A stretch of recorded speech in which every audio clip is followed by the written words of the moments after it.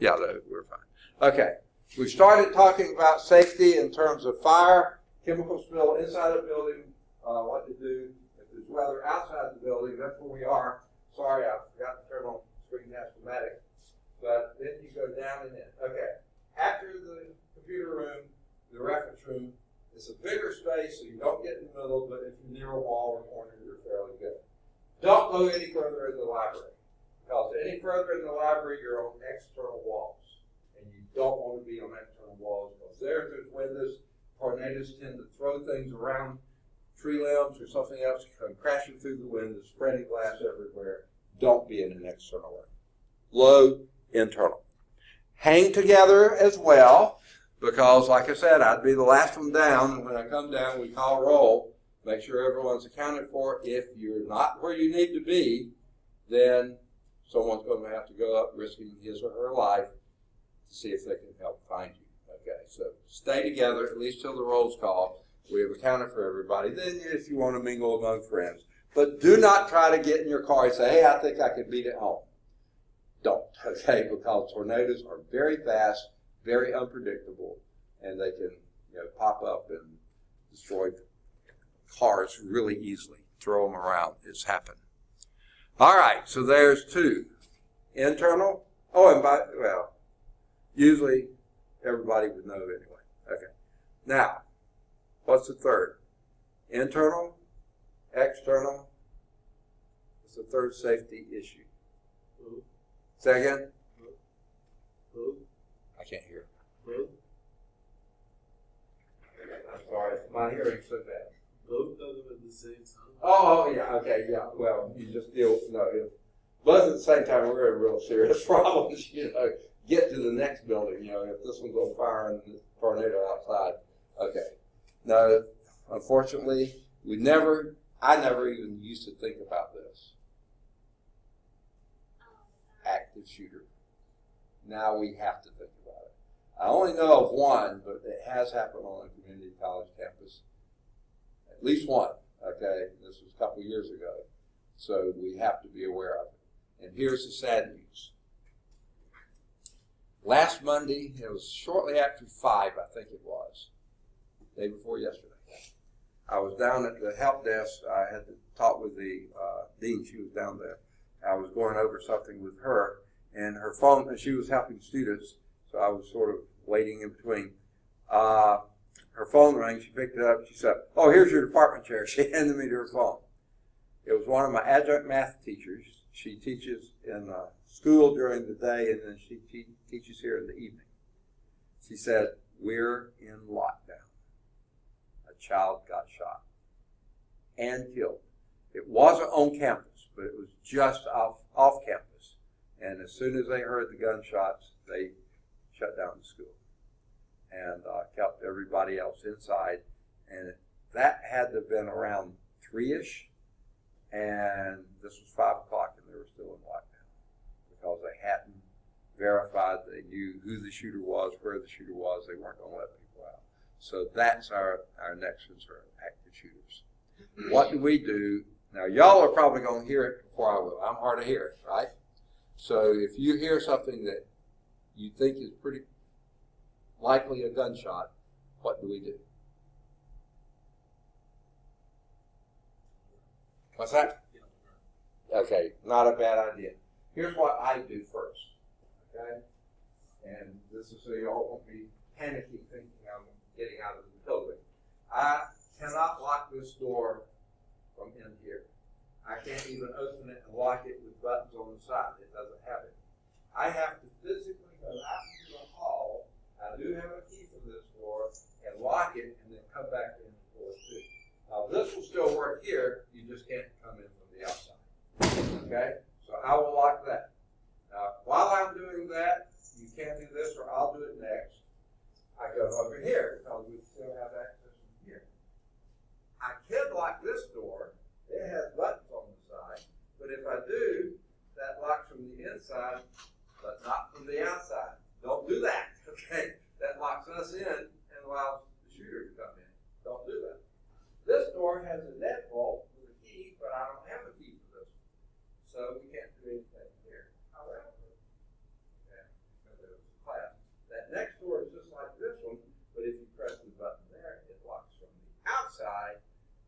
we can get out. They couldn't get in. So that's what I would do next, and that's what you've already done. Once you lock that door, close this door. Why? The glass. All he has to do is shoot through the glass if he sees it's in here. So close the door, he can't tell if anyone's in here. Okay? And then I would say close this one too. Don't lock it because this is getting in. But then what y'all are doing, if someone's calling campus police or 911, campus police will probably know, otherwise it's called 911. Okay? The rest of us, right back here. Safest place to be, out of sight of the door, out of sight of there, and turn off the lights, by the way, and be very quiet. If he shoots through the door, not going to hurt us. If he shoots through the concrete wall, he's going to get hurt more than we are because it's going to have more blast back than it's going to be toward. So I think this is the safest place right here. We get quiet, we get low on the floor, whatever it takes, and we stay there as quiet and still as possible. Let them think no one's in here, door's locked, moves on somewhere else. Okay? Until we know for certain, get the word that it's all secure. Okay? And understand it could be a while. Okay. Any questions on safety? We don't obsess about it, but I just want you to have in mind what to do, when to do, so you don't have to stop thinking, panic, and like, what do I do now? You've already been exposed. All right, we have finished that. Any other questions about anything whatsoever? As soon as I get my locator card done, I'll show it to you, and you can pick that up too. All right, let's move on now to calculus, okay? Now, from what I understood, you think some of you did not cover fundamental theorem of calculus, part 1? Or you did? Didn't? Okay. Let's do this. We'll try to do it fairly quickly and go. This is in the old book it's 5.3. In the new book it's 5.4. Okay? You got the new book, you got the older book. Because my slide set is from the older. I don't have it for the newer yet. And I had to find this in 5.3. And this is where this is. Now, again, I'll apologize a little bit to you as well. The slide set, PowerPoint that comes with this book is basically pathetic in my mind. I can't think of another word for it. These are really lousily done slides, okay? All right. Now, I'm doing something here that you don't need to worry with, but this makes it so it's easier to do on Screencast-O-Matic. One more. Have to go through these steps in order. Okay, now. All right. Now that's not a terrible slide, but why have all that white space on it? So what I do typically to make this a little bit better is zoom in. I only get to zoom in once, but I have to do this on basically every slide. So sorry about that. Now it's a little easier to read when you're home. Screencast-O-Matic, that'll be easier to see too. This is the fundamental theorem of calculus, part 1. Assume that f of x, this function that you're going to be integrating, is continuous, okay? On some interval from a to b, which are the limits of your integration. It's continuous on that interval a to b. These are the values of x, by the way. X is going from a to b. Now, if capital F of x is your antiderivative, and you've done antiderivatives, right? Okay. If capital F of x is the antiderivative of little f of x, then, and by the way, that's an antiderivative, because remember there could be an infinite number of antiderivatives, but if that's an antiderivative of f of x on AB, then this is how you do definite integrals. Basically, that's your fundamental theorem of calculus, part 1, how you do definite integrals. If this is the antiderivative of that, you write it here, but then plug in, don't do capital F of x, you do capital F of b minus capital F of a. Actually, how I do it typically is this.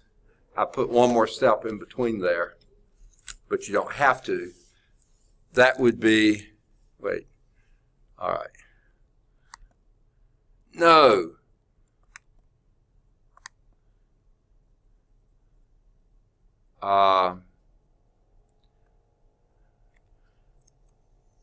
The screencast-o-matic is a pain in the neck.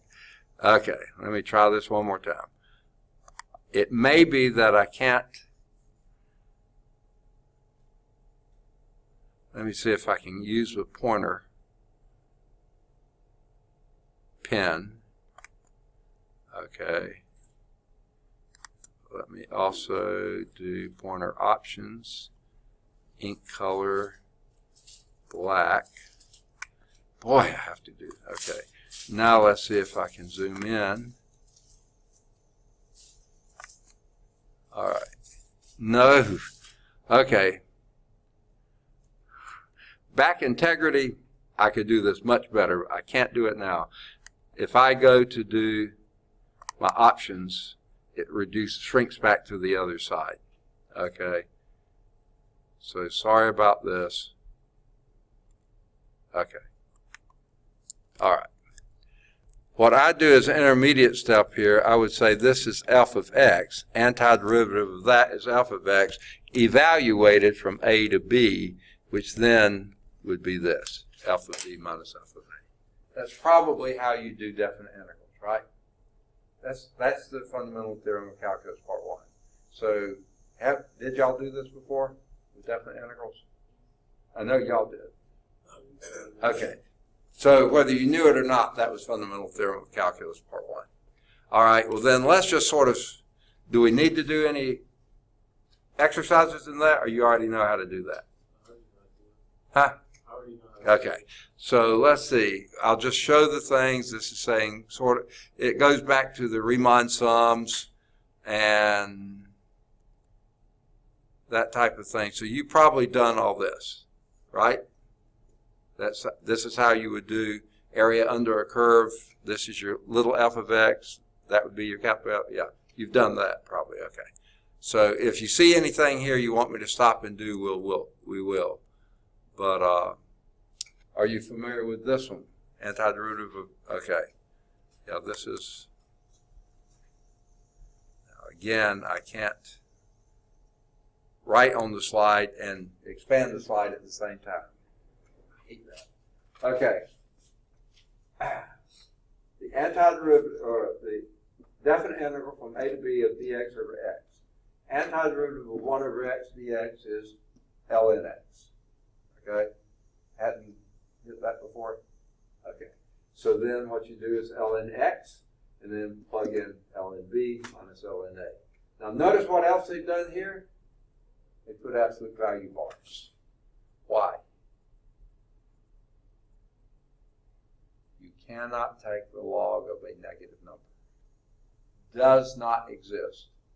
You cannot take the log of 0. ln of 0 doesn't exist. So either one of those limits was a 0. This one doesn't have a solution. Okay? Remember the criterion here, if this function is continuous on the interval a to b. If that was a 0, you can't do it. You can't do 1 over 0. So, and if your x could be negative, but then you have to do absolute values there. Okay? Now, there's another, and by the way, that would allow you to do a and b both negative, or a and b both positive, but you couldn't do a negative b positive because this would not be continuous at x equals 0. So that's why they have that criteria in there that it has to be continuous on that interval. Okay. So as long as that's the case, this would be it. Now, that gave you this, but if you remember your rules for logarithm, the difference of a log is the log of a quotient. That's what makes logs so special. The log of a product is the sum of the logs. Log of a difference is the quotient of the log of the quotients. Okay? So you can go from this up to that. Well, why did they lose the absolute value bars? You had absolute value bars here, but you don't here. Why?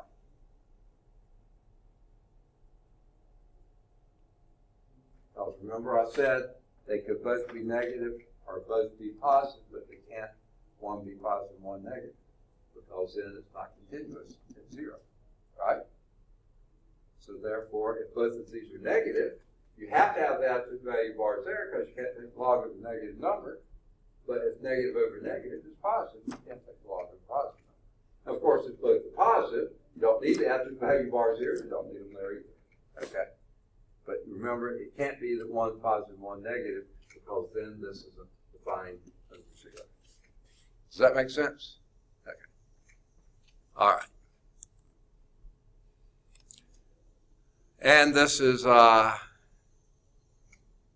example of at least two of those. If this is 1 over x, or at least part of 1 over x, then the area under the curve from A to B would be the, I can blow this up. Again, these PowerPoints are so pathetic. Okay. All right. By the last thing that we had there, the area under this curve, 1 over x, would be log of b over a. Now, you don't need the absolute value signs there, because b is positive, a is positive. They put it in, you don't need it. It's just b over a would be fine. Okay. Now, here's an example. If this is 1 over x, and you're doing the area under there, from 2 to 8. Well, that would be log 2 over log of 2 over 8. I mean 8 over 2. That would be for this area would be ln 4. Okay. Now, the third one. What if you did have the log from the same thing here? This is 1 over x positive. Here's 1 over x negative. Okay. What if you're doing the log of this area, the area between here? Okay. The signed area would be log of 1/2. Now, why do they say the signed area? If you were to plug this in, and see that would be a negative 2 over negative 4, that would be a positive 1/2. What is the log of 1/2? Someone punch that in your calculator. Do you have a calculator? ln of 1/2. Okay. Does anyone just know in general what it is? Not the exact value, just in general. What is ln of 1/2? It's negative, okay? And here's, therefore, they call this the signed area. Areas are usually not negative. So it's the opposite of that, okay? The area would be, the signed area would be a negative number. Now, why is that? Because here's what you're doing. You're taking area of this. You're really doing 0 minus that. Yeah, see, this one, you're doing the area of here to 0, okay? So that's a positive area. Here you're doing the area from here to there, which to do it is going to be negative. Now, I don't know how you're, okay, it's not going to let me write, so I have to, this is such a pain. No.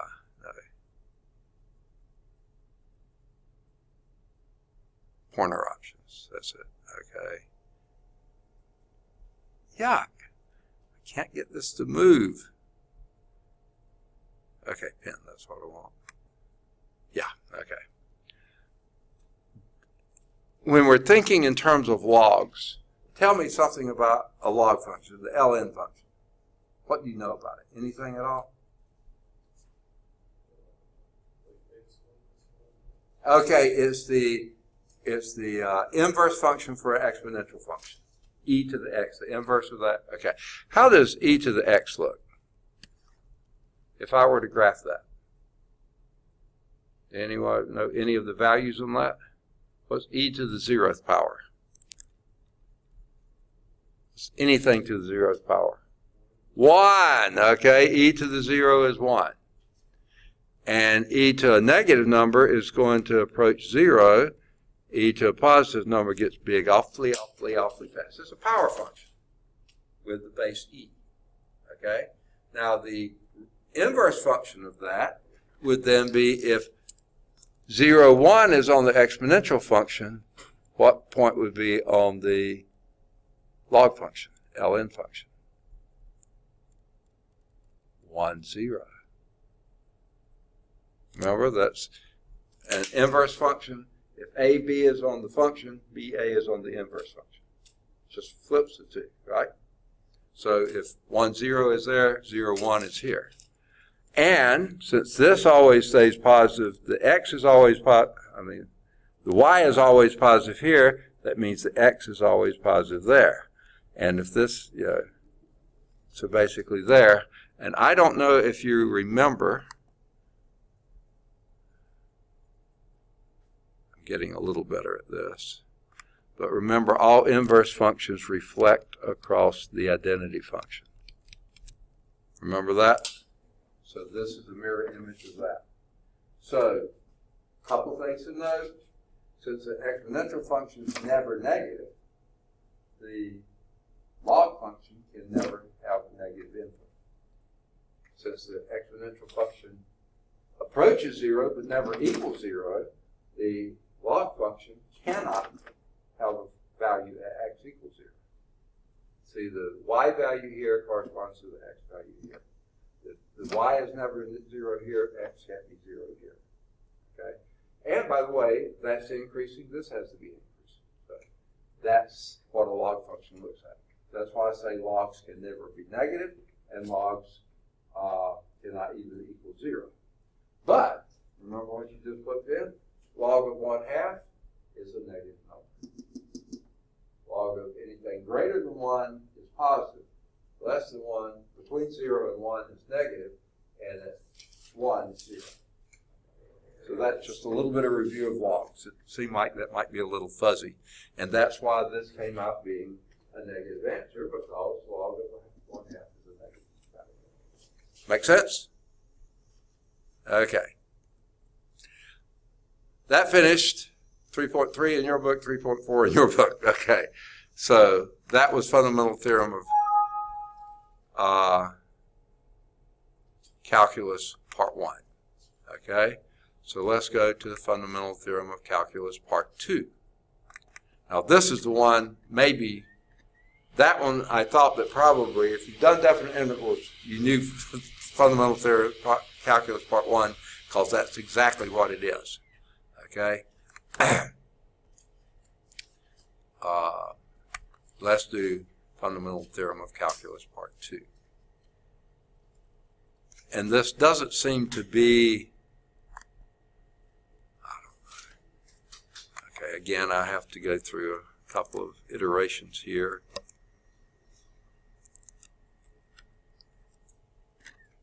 All right. And now, zoom in. All right.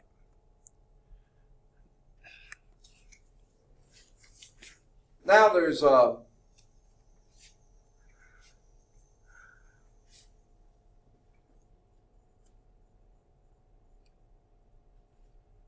right. If this were a definite integral here, a to b, f of t being some continuous function between a and b, then this would be a definite integral. It would be capital F of b minus capital F of a, right? That's the signed area between A and B. Well, now what we're doing is, rather than having B up here, a fixed value, we're going to put a variable up there, x. That's why they put t's down here. You don't want an x here and an x here too. I mean, that's confusing. So if you're going to let this be an x, then pick something else. It didn't have to be t. Anything other than x would do. They chose t, that's fine. Okay? Well, then this is an area between A and X, okay? Well, if that's an area, the signed area between A and X, then you can call that some function of X, okay? A part down here is some constant, but that can have a constant in it. So that's why it's called A of x. Okay? That itself is a function. Okay. So you got that in mind. If this is your curve, and you don't have a definite integral, but one end is definite, the other end is variable, then that's going to give you a variable function in that variable. Okay? Not this one. You've integrated that out in that variable. That's the assigned area between A and x. Okay? Basically from what we just did with the theorem, fundamental theorem of calculus part 1, except now it's not a fixed number, it's a variable area. Okay? Now,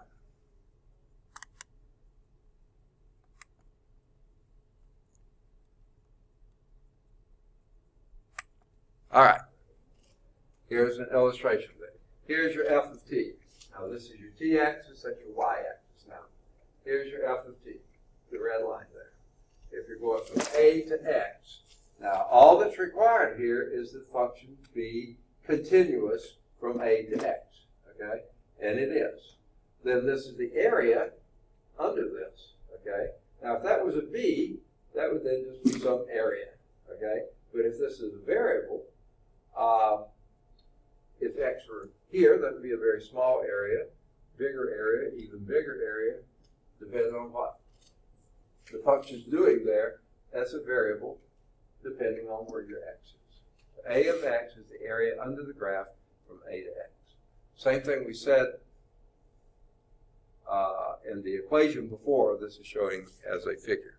Makes sense, right? So the area is a function of where the x is. Okay? Now, got it?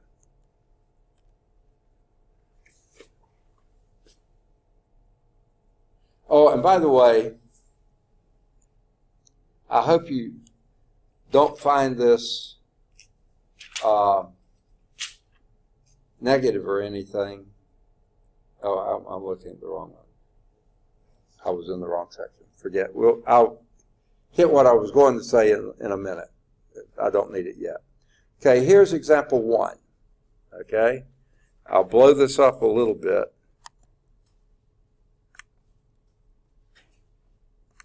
All right. I hope this is the same example.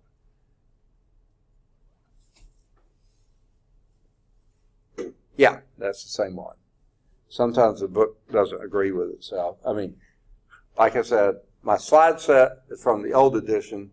This is the new. I want to make sure that it's the same example. So this is example 1. Here is your function, y is equal to t squared. Okay? Now, I can't write anything on here. I'll do that in a minute. So, when we're doing the area under this curve from 3 to x.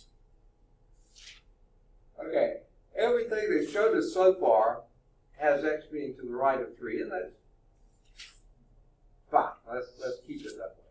So that would be from 3 to x. It's a variable area because your x could change. Okay, and that's it, just like we did before. Okay, but we can actually do that, but I can't do it on the blow up. I have to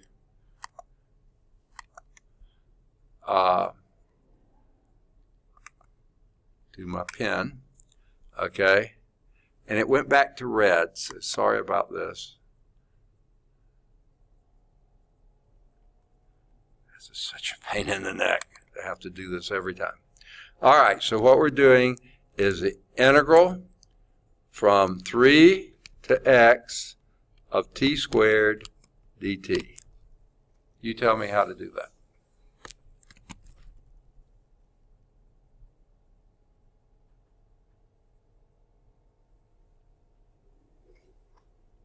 It's the antiderivative of t squared.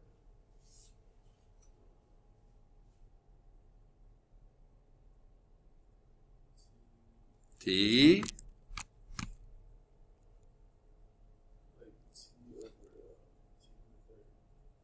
second.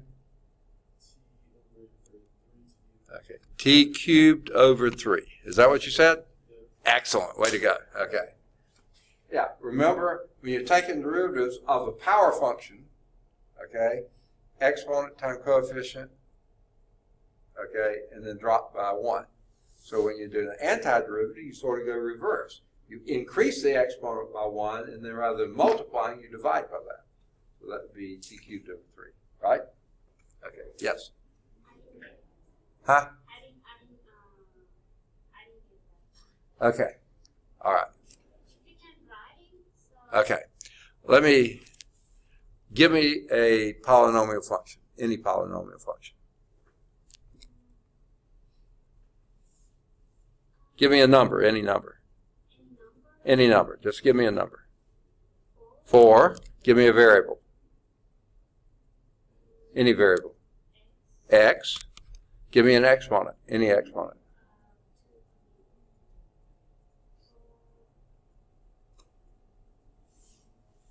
4x squared. Okay, 4x squared. Let's say this is our function. Let's call it f of x. Okay?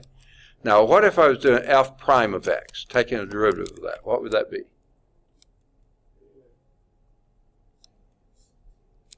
Someone said it? 8x. How did you get that?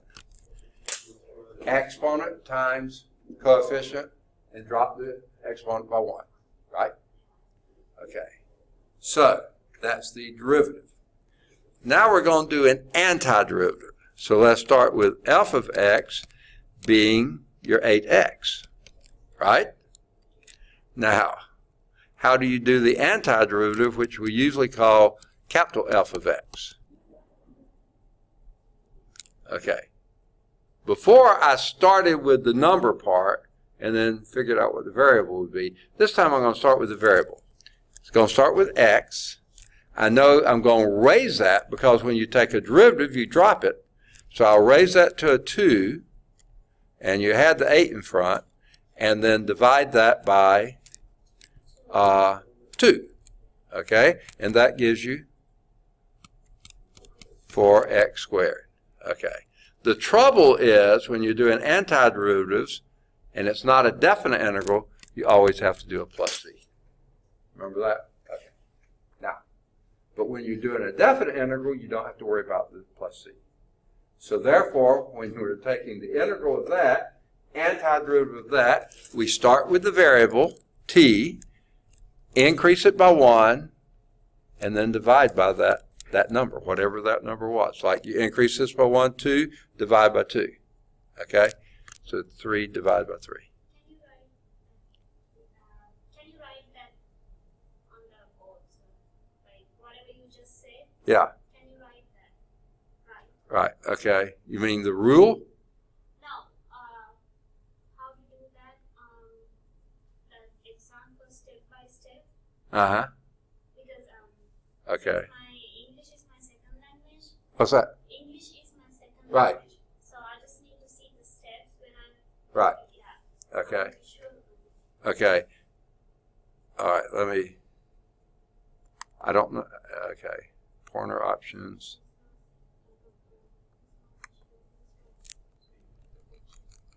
Okay. So I have to go through this. All right. All right. Taking the antiderivative of t squared. Okay. Start with the variable t.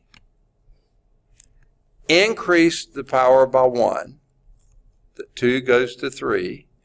And then if you're doing a derivative, you would have multiplied. Since you're doing the antiderivative, then you divide by that number 3. Is that what you mean? Okay, is that all right? Okay, now since you sort of have a definite integral here, we evaluate that from 3 to x, right? That means plug in the top one first. What would that give you? X cubed over 3 minus the bottom one, which would be 27 divided by 3, which would be 9. So there's now your a of x would be x cubed minus, or they also write this as 1/3 x cubed minus 9. That's how they got that. Do you have to write the plus c? I'm sorry? Do you have to You don't have to do the plus C if you've got the limits. An indefinite integral, you do plus C. Definite integral, you plug. This takes the place of it because you, okay, basically, you had a plus C there. This one you had a plus C. This one you have a minus C because you're subtracting the bottom, so the C's go out. So, yeah, you can write it if you want to, but you always disappear. Okay, so I don't write. I'm lazy. Okay, so all right, good deal. All right, so that's how they did that. The area under that curve is exactly that. For whatever value of x you put in there, put in a 7, and that's going to be 1/3 7 cubed minus 9. Put in a 4, 1/3 4 cubed minus 9. If you put in a 2, that would still work. It's just that 1/3 of 2 cubed, 2 cubed is 8. It'd be 8/3 minus 9. We would get a negative area because if the top is less than the bottom, then it's the minus of what you would have if you flipped it. I don't know. You remember that? Just in general.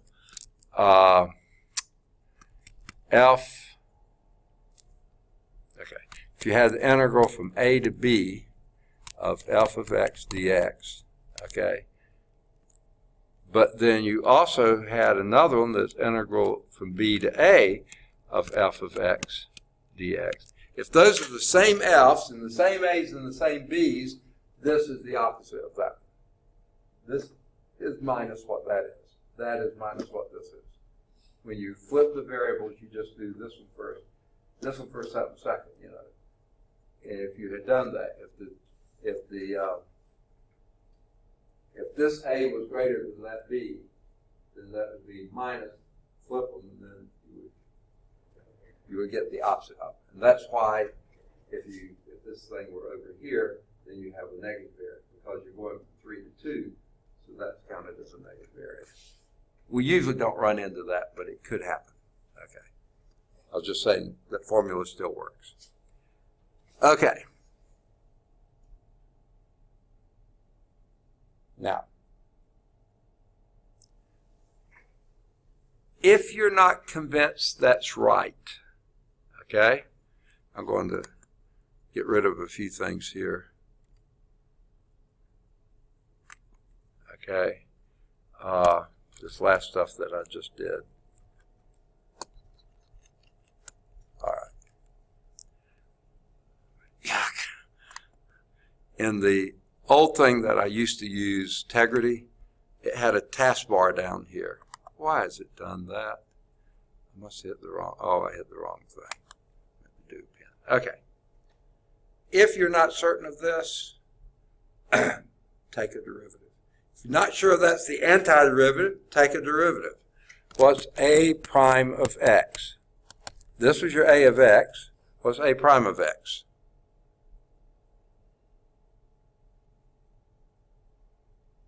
dA dx. How you take a derivative? Exponent times the coefficient. 1/3 of 3 is? That would be x squared. And that's exactly what you started with here. Only it was a t squared there. Okay.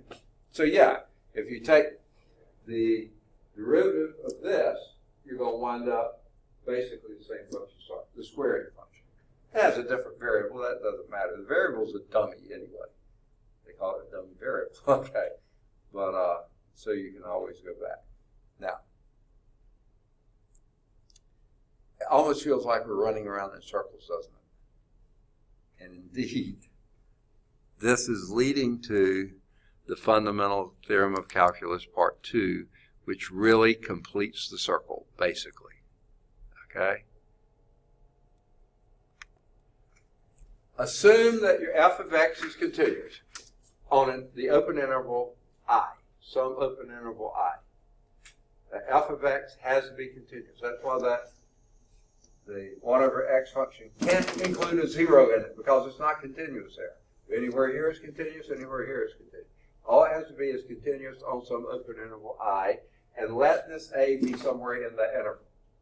Then the area function, a of x, is the integral from a to x of f of t dt. That's the area under that curve. That's what we were just doing, right? Okay.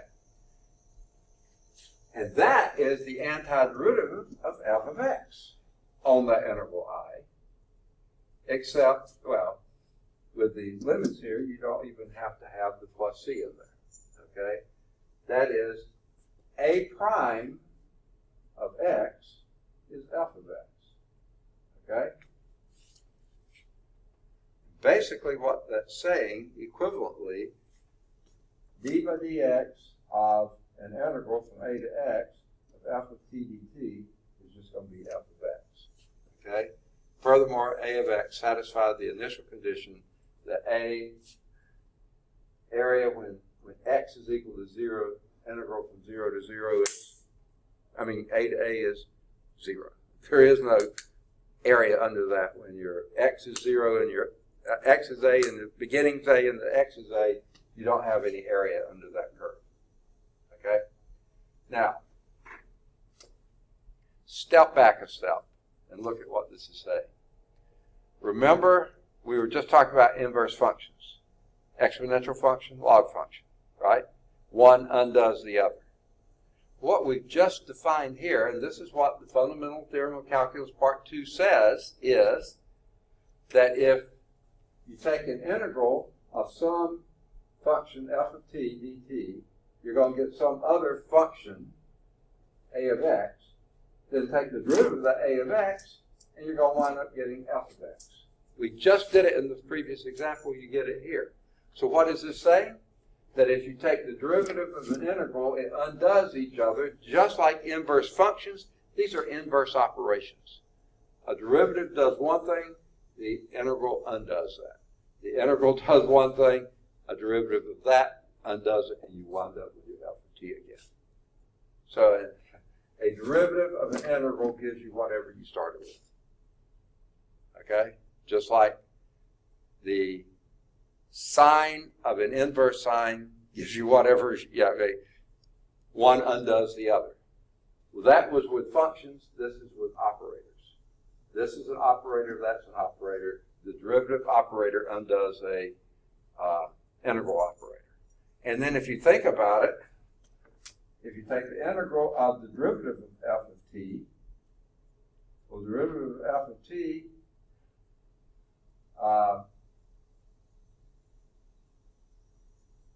and you integrate that, that would be the antiderivative of that. That would give you f of t also. So you see, it doesn't matter which one you put in front. You can take the derivative of an integral or the integral of the derivative. The only difference, if the integral's on the outside, you're going to have a plus c at the end. But if the derivative is on the outside, then if that's a plus c, a constant in there, the derivative of the constant is 0, so you don't need a plus c on that. Okay. So that's the second theory. Okay. So did you hit that before? Even if you may not have called it this, that the derivative of an integral is, you wind up with the original function. You did have that before? So then we don't need to really do this section in gory detail, so let's just go through the rest of the slides. Now, if you want to do any of them, we certainly will, okay? If any of them are fuzzy to you or not real clear, the area under a thin sliver equals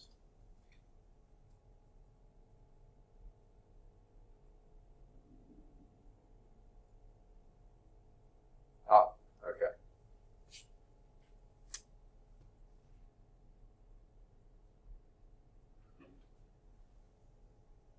I don't know why this is in here, but let's think about this for a moment. The area of the sliver between a of x plus h and a of x, okay? Well, a of x would be the integral from a to x of f of t dt, right?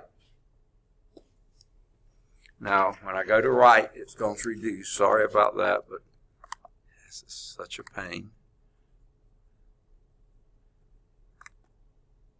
All right. Let's see. Y'all want a different color on this? Pick a color, any color. You like that yellow, beige? Can y'all see these colors? Where is my cursor? Okay, pick a color. Which color you like? Black is fine. Black is just going to darken out everything. Let me. Red. Red. Okay. Okay. You like red. Okay. Well, why won't it? Ah, there it goes. All right. So A of X is going to be this area here, right? Okay.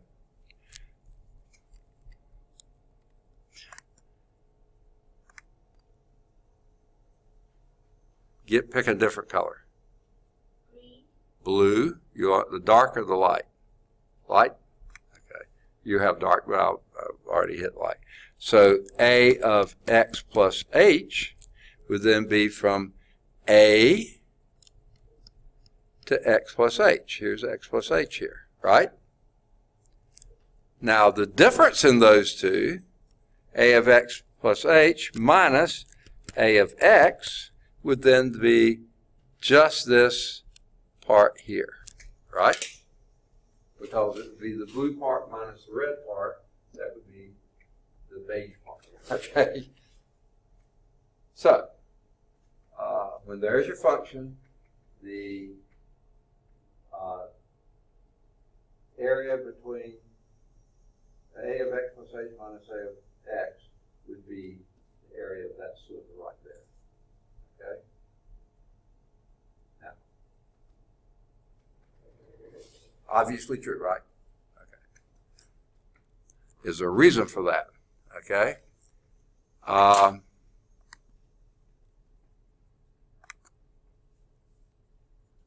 this almost looks like the same slide, but now it says the shaded sliver, hard for me to say too fast, lies between the rectangles of height f of x and f of x plus h.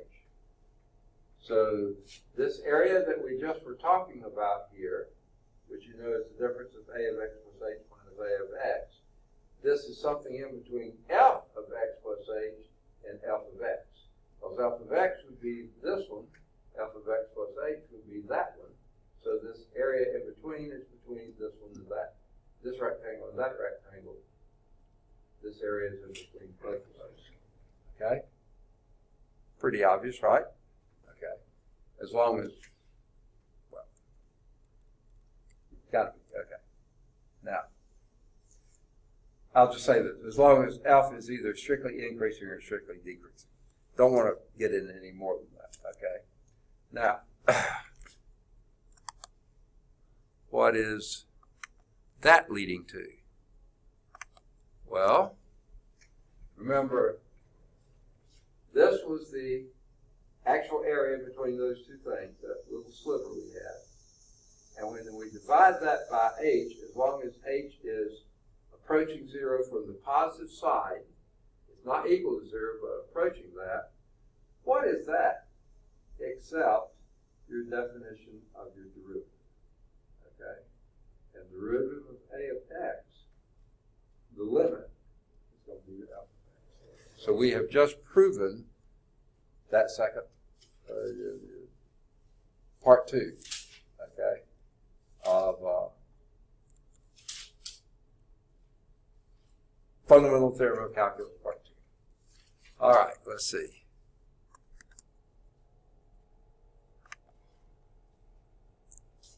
Now, here's sort of the bad news, folks, and y'all are going to have to help me out. I hope you don't mind this. Once I'm in this mode, I lose my clock. I don't have a watch on, so y'all are going to have to let me know when it gets close to 11:10, right? What is it now?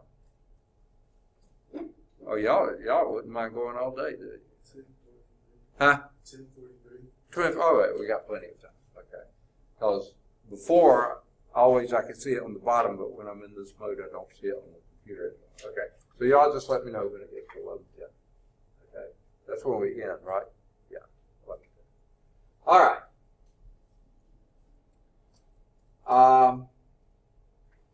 Let's see which example this is.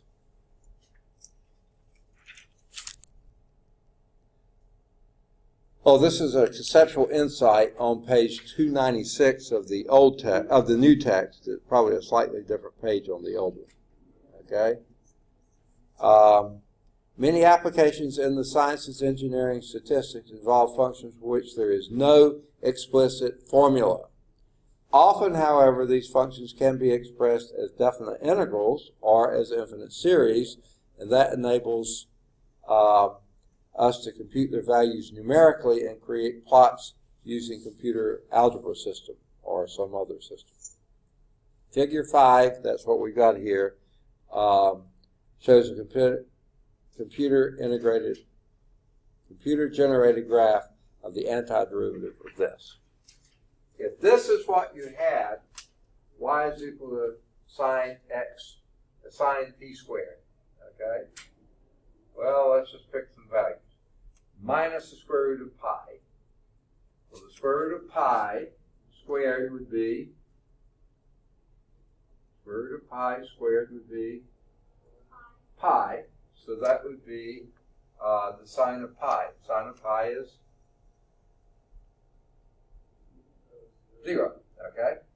So that starts at 0 here, and then as t increases from negative root pi, then your area, you're going to be squaring this number, and it's going to be, so they just show it. Here is what that function looks like. Sine of t squared, okay? Because when t is 0, it's 0. When t is pi, square root of pi, it's a 0 again. When it's, it keeps going. And this is what it looks like. Now, if you tried to integrate that, can you integrate that? No. There is no way in the world that you can integrate that, okay? Because there's no substitution, there's nothing you can do to do that. This is a function, definitely a function, but you can't express its integral as a function.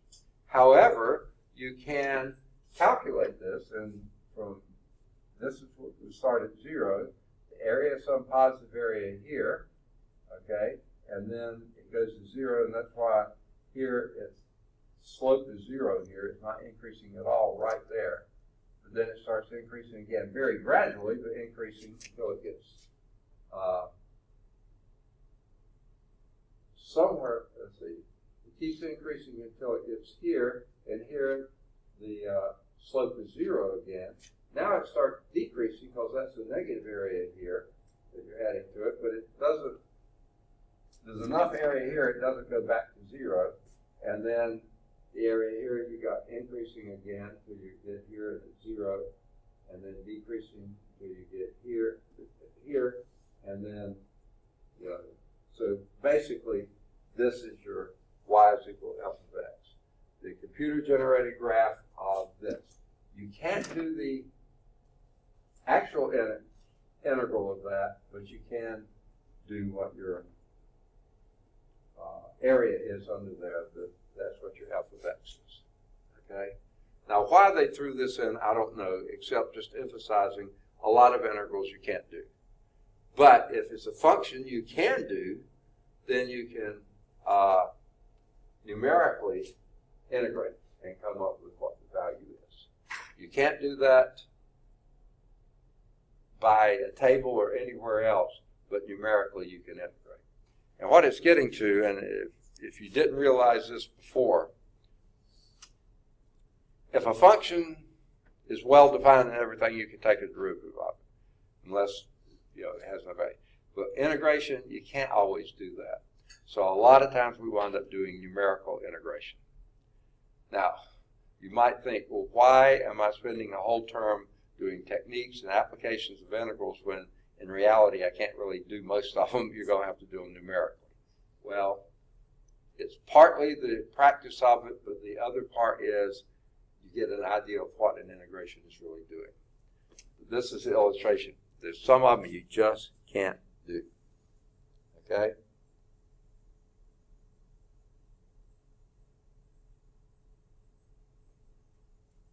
Now,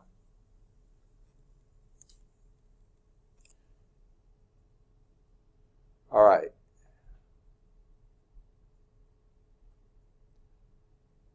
What I'm wondering here, and by the way, this is example 2 in section 5.5. Is this something sort of newish to you? It is. It seemed like it. I was getting that vibe.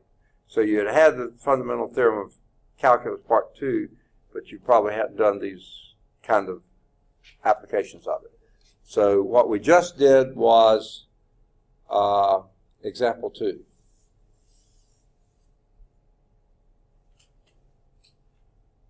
Okay?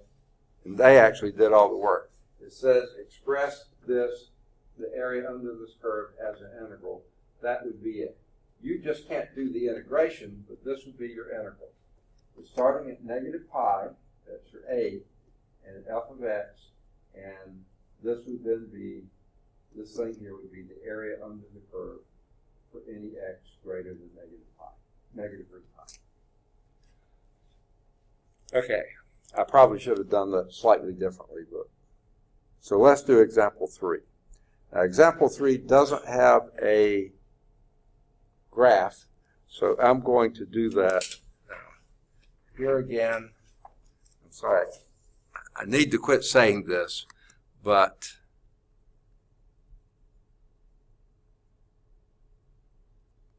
let's just do a white screen.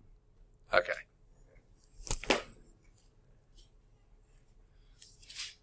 Okay. And hey, look at this. I think it'll let me write on it, but the last color was blue. So let's go back to black again. All right. Here's example 3.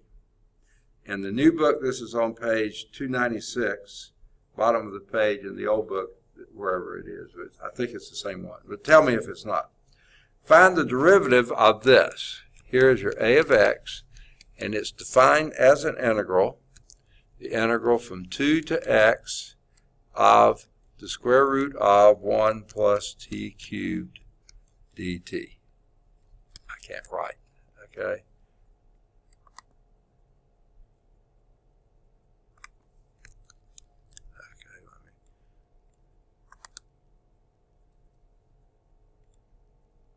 All right. Okay. So what we want is the derivative of that. Okay. We want what a prime is. Any guesses?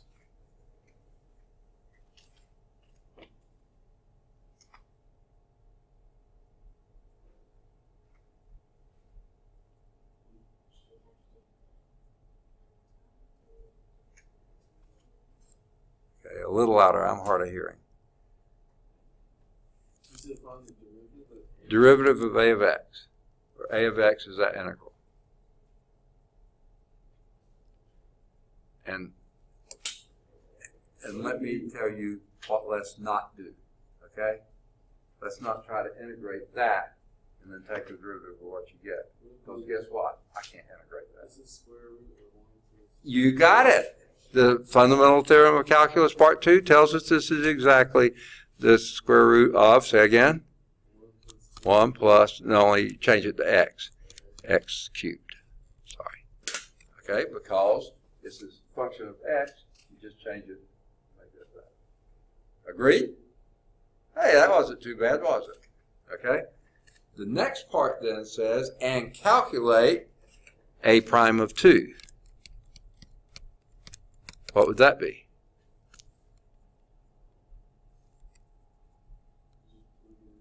The square root of 1 plus what? 2 cubed, right? Which would be the square root of 1 plus 8, which would be the Square root of 9, which is 3. Perfect. Okay.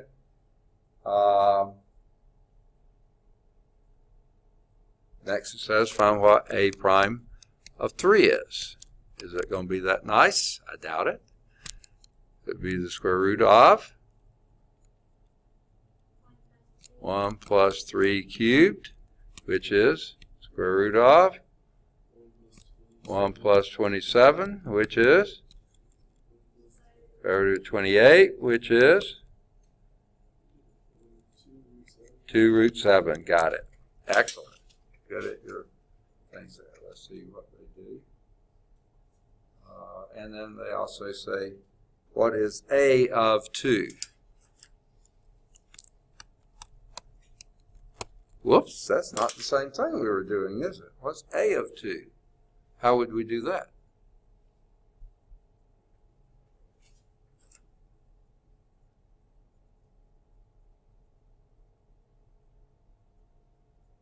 You're going to slap yourself when you, yes. Yes, go back to the original and plug in a 2, and what does that be? Integral from 2 to 2 of, who cares what it is, 1 plus t cubed dt. What would that be?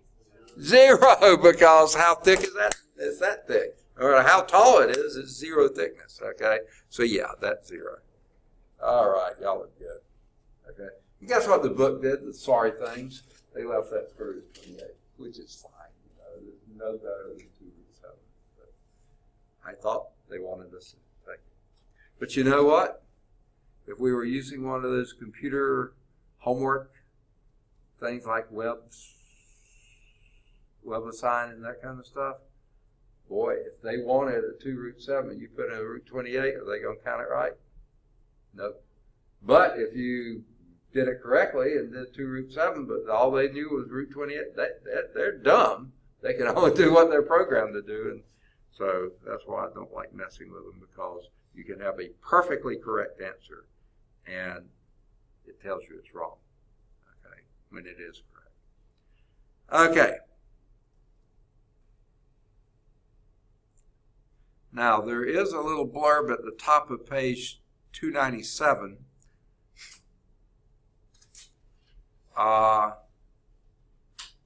Fundamental theorem of calculus shows that integration, differentiation it's exactly what I was saying before, inverse operations. Okay, I'm sorry. This is saying the same thing that we were talking about before. Okay? I guess I'll write it down.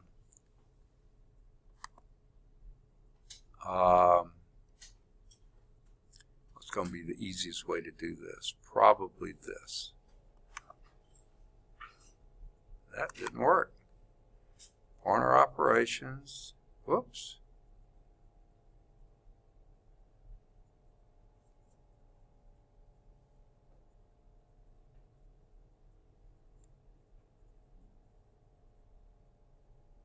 Okay. I'm still trying to. I'm going to see what that does. Oh, that's not what I wanted. Screen, white screen. Okay. Seemed like there had to be an easier way to do it, but I haven't figured that out yet. So let's say, by the fundamental theorem of calculus part 2, and they just say FTC2, the sequel, if you start with a continuous function f and form the integral a to x of f of t dt, okay,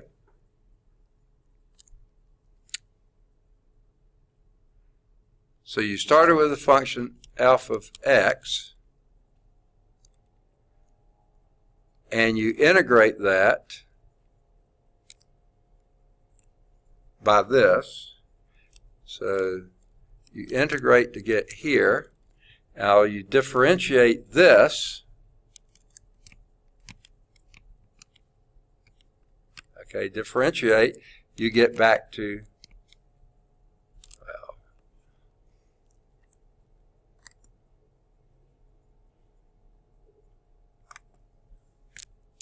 well, they actually show that you different. This is such a pain. do this every time.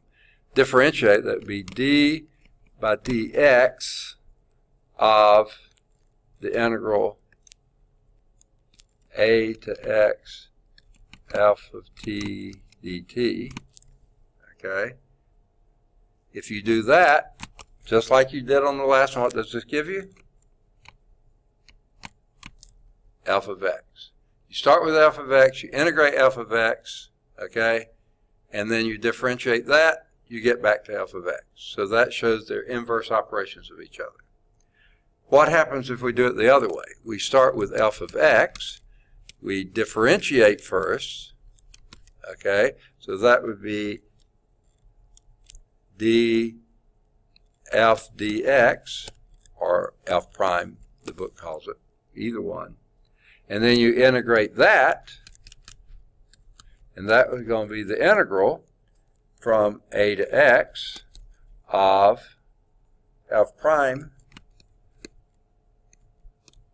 of t dt, okay, because you integrated first, that gave you f prime, and then you differentiated first, that gave you f prime, then you integrate that.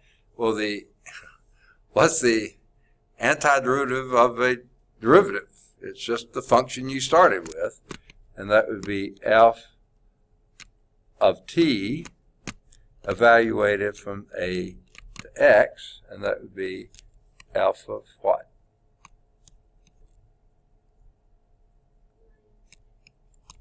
F of x minus f of a. Okay. So you don't quite wind up the same thing. That's why I said when the integration's on the outside, it's the last thing you do. You come within a constant, because f of a is just a constant of what you started with, okay? But that happened always in it, you know. When you integrate something, a function, especially if you don't have limits, it gets you within some constant of what the antiderivative is. Same thing here. You get within a constant of the antiderivative. Okay. Now let's move to example 4.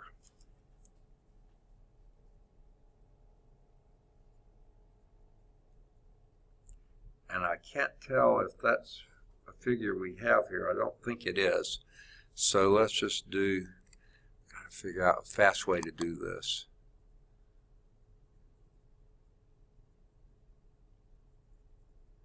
I thought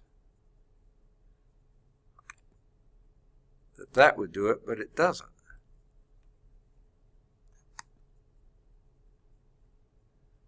So I guess I have to unwhite the screen and then white the screen. Seems like there's got to be a better way than that, but I haven't figured it out yet. All right. Find the derivative of this function g of x, okay? And this g of x is defined to be the integral from -2 to x squared of sine of t dt.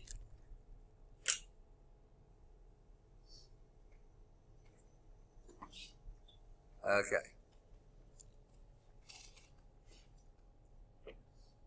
Wait, time out here, folks.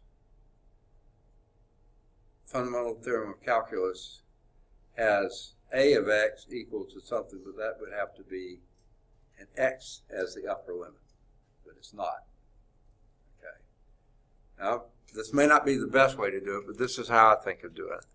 Let's do a substitution here. I don't want to mess with that x squared, so let's name it something else. What do you want to call it?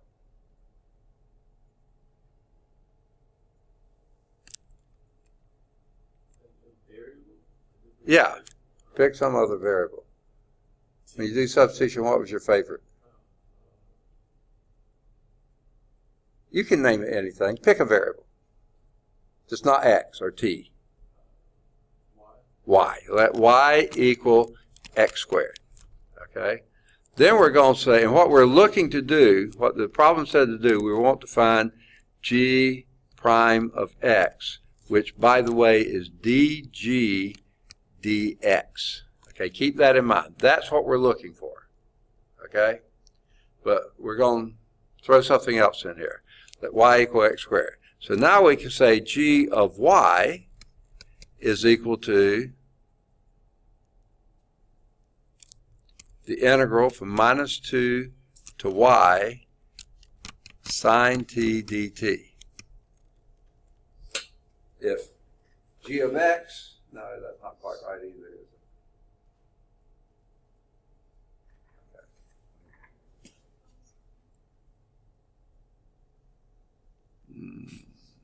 No. I don't like my let's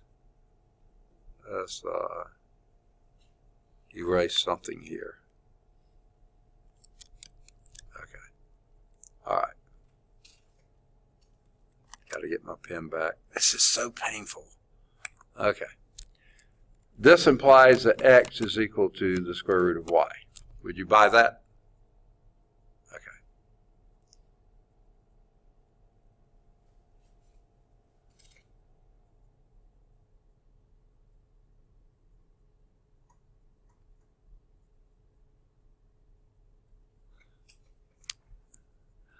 I'm still trying to figure out the best way to approach this. I've got another idea. Okay. Why can't it? Okay. All right. Let's call this h of y. We may not need to do that, but let's just do it.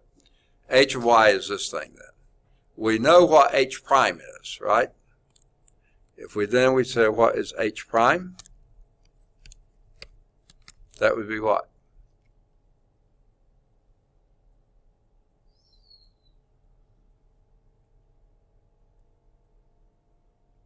Fundamental Theorem of Calculus Part 2.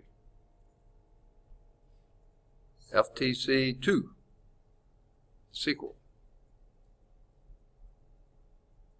Wouldn't that just be sine of y, right? Okay.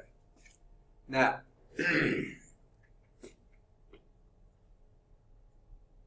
okay.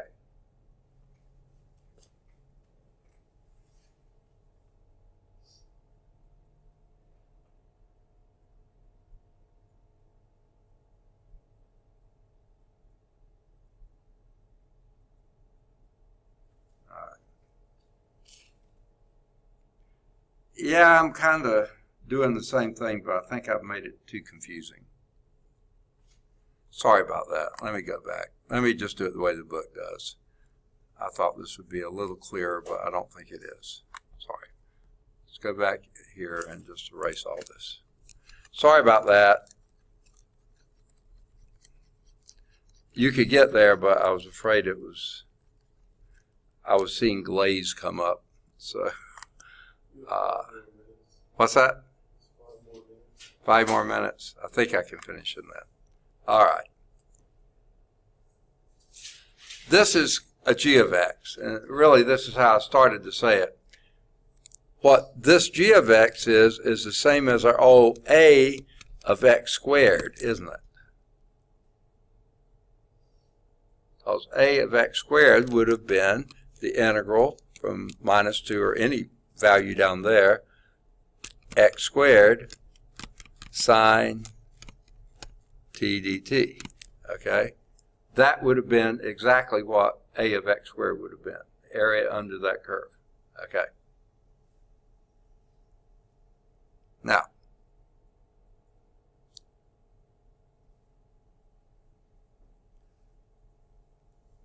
a prime of x squared, and this is what we were doing before, but by putting h in there, it was just getting too confusing. So a prime of x squared would be what? This is a of x squared. A prime of x squared would be sine of x squared. Perfect. Okay? Now,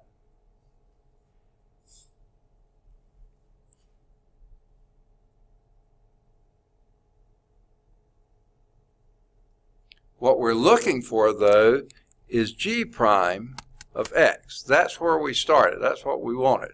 Okay? Well, that would be A prime of x squared times, and this is why if we had changed that to a y there, times the x squared prime. It's basically your chain rule, okay? If g is equal to a of x squared, then g prime of x would be a prime of x squared times the derivative of x squared. Well, we know what the derivative of x squared is. What would that be? 2x. So this would be 2x, and we already said what this was. This was sine x squared. Okay? So, what that leads you to, and actually their alternate way was the way I was going to go, but then I said that it's getting a little complicated there, but it gives you the same thing in two different ways. So let's take a break and let's go back to the big picture here. When you're taking the derivative of this, we take the derivative of that times the derivative of this. That's exactly what we get there. It's basically your chain rule in Fundamental Theorem of Calculus Part 2, okay? If this was an x there, that's the same as a of x, but it isn't. So that's the same as a of x squared. And when you take the derivative of this, that's the derivative of this times the derivative of the interior part, and that sure is what you get. Now, I like to put the 2x in front of sine x squared. It just makes it clearer in my mind, and that's what you get. So there is a little graphical insight here at the bottom of that section, and it says, Fundamental Theorem of Calculus tells us that a prime of x is equal to f of x, or in other words, f is the rate of change of a of x. Okay? Let me go. This is such an awkward way to do this. Okay. So we unwhite the screen and then white the screen. That's a strange way to do it. But only way I figured out to get back to a white screen.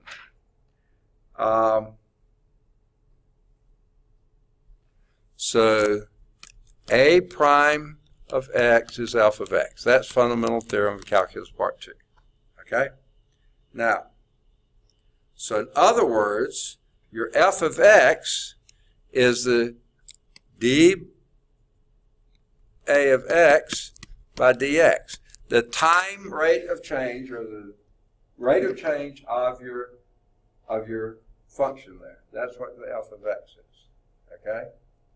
Rate of change of a of x. If we did not know the result, we might come to suspect it by comparing the graphs of, and that's where this comes into play. So let's get out of this mode. That's to unwhite the screen. God, the thing is such a pain. There. I'm left-handed. I'm trying to do that with my right hand. Okay. Let's go here.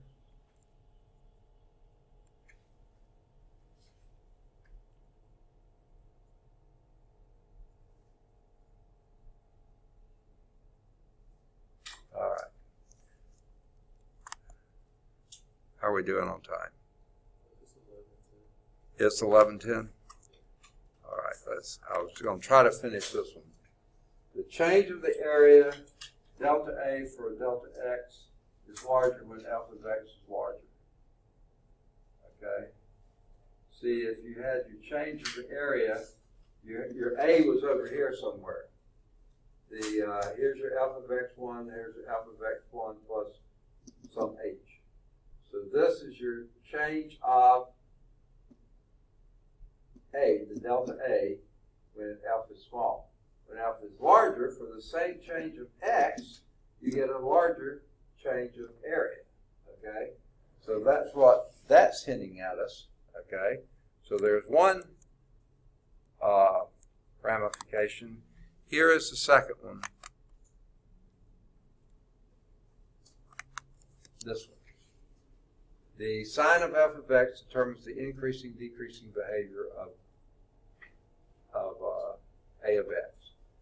If the f of x is positive, your area is increasing. As you go from here to here, your area is increasing. If the f of x is negative, then when you go from here to here, you're decreasing the area. Obviously, this is a negative area. When you get back here, it's increasing again. So this is a lot like the sign of f of x determines the increasing behavior. The area of x would be positive, positive, reaches 0 there, so the rate of change is 0, and then it's decreasing here until it reaches 0 again, rate of change is 0, increasing from there on. Okay, that's the last slide here. That leads to the summary. So in homework exercises, do any of the odds in your section 5.4 in your book, 5.5 in the new book, any of the odds 1 through 5, any of the odds 7 through 15, either 17 or 19, either 21 or 23, 25 or 27, any of the odds 29 through 33, either 35 or 37, either 39 or 41, do 43. Actually, that's just a thinking type problem, but it's a good idea to think through it. And then, I've got a sneeze, sorry. Sorry.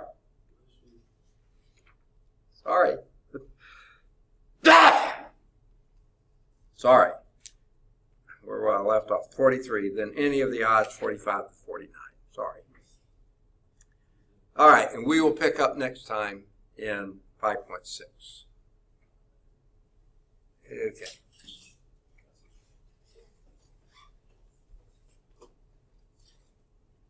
And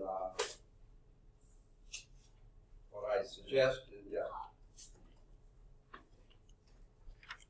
Now, let me explain this. Why do I give odd number exercises? Their answers are in the back, and that way you can check your answers.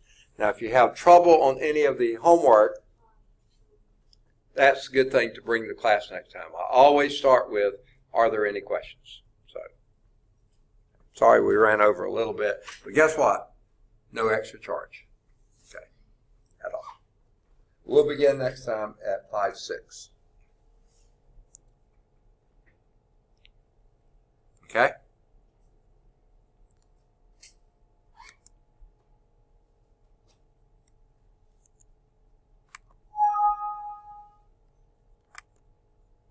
Okay.